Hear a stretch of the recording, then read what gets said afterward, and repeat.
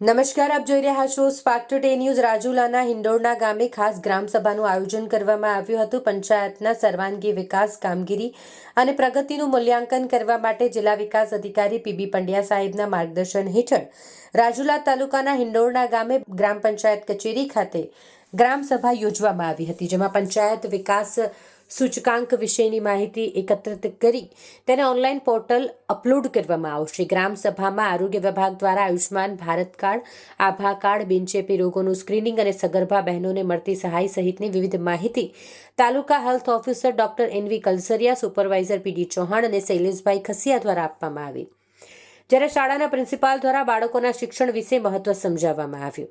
હિંડોળના ખાતે યોજાયેલ ખાસ ગ્રામસભામાં તલાટી કમ મંત્રી મંજુલાબેન કલસરિયા દ્વારા ગામ લોકોની હાજરીમાં એજન્ડા મુજબ વિગતવાર ચર્ચા કરી કામગીરી કરવામાં આવી, તેમજ મંજુલાબેન કલસરિયા દ્વારા સુંદર કામગીરી કરાઈ હોય લોકોના પ્રશ્નોનું સ્થળ પર જ નિરાકરણ થતાં ખાસ ગ્રામસભાને સફળતાપૂર્વક પૂર્ણ કરવામાં આવી હતી।